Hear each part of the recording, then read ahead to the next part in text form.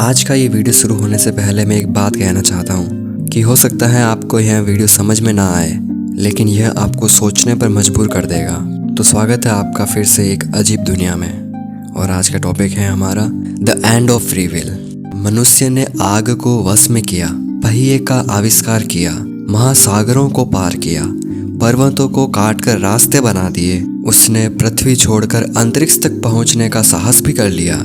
लेकिन इन सब के बीच एक प्रश्न ऐसा था जिसे वह आज तक नहीं जीत पाया। एक प्रश्न जो विज्ञान से भी पुराना है और दर्शन से भी गहरा है।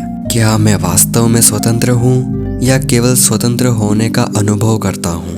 पहली नजर में यह प्रश्न साधारण लगता है, क्योंकि उत्तर तो सबको मालूम है कि हाँ, मैं स्वतंत्र हूँ। आखिर आज सुबह उठने का निर्णय आपने लिया, यह वीडियो देखने का निर्णय भी आपने लिया। आपने क्या पहनना है, किससे बात करनी है, क्या खाना है, किस रास्ते से जाना है, ये सब आपके अपने निर्णय थे। कम से कम आपको ऐसा ही महसूस होता है।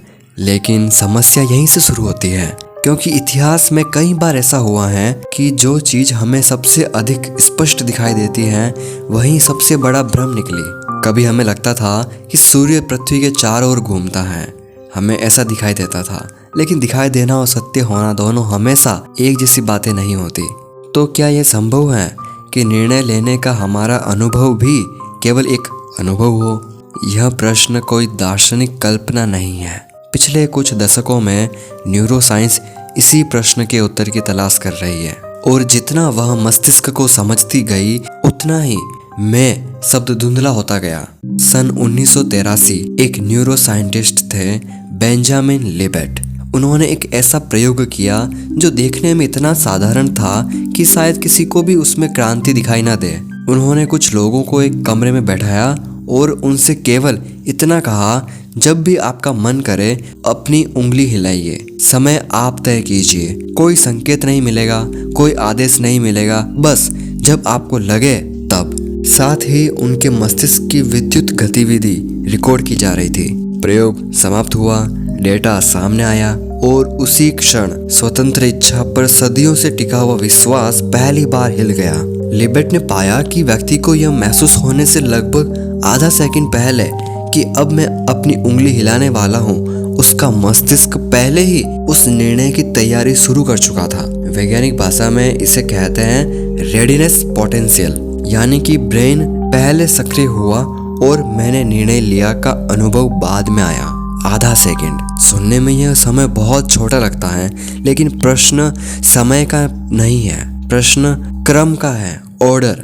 यदि आपका ब्रेन पहले ही निर्णय लेना शुरू कर चुका था तो फिर निर्णय लेने वाला कौन था, आप या आपका ब्रेन?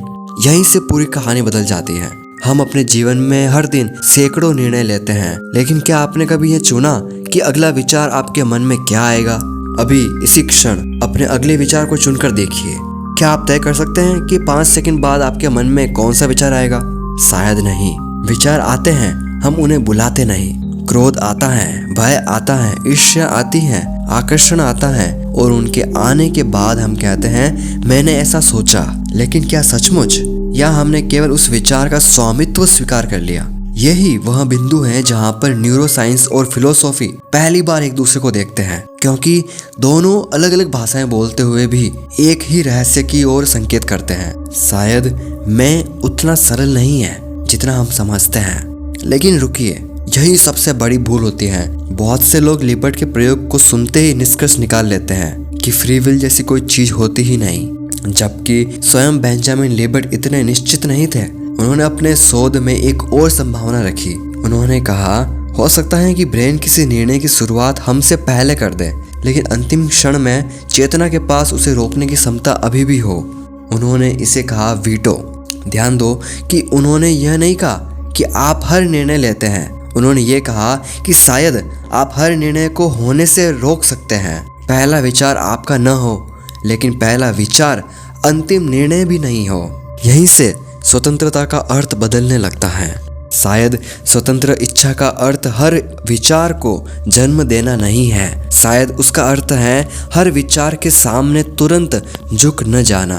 यही कारण है कि हम अक्सर कहते हैं मुझे गुस्सा आ गया, कोई ये नहीं कहता कि मैंने गुस्सा बनाने का निर्णय लिया। भावनाएं स्वयं आती हैं, इच्छाएं स्वयं उठती हैं, आवेग स्वयं पैदा होते हैं, लेकिन उनके बाद जो होता है शायद वहीं कहीं हमारी वास्तविक भूमिका शुरू होती है। क्योंकि एक आवेग और एक कर्म के बीच हमेशा एक छोटा सा अंतराल होता है, इतना छोटा कि अधिकांश लोग उसे देख नहीं पाते, लेकिन शायद मनुष्य की पूरी स्वतंत्रता उसी छोटे से अंतराल में छिपी हुई है।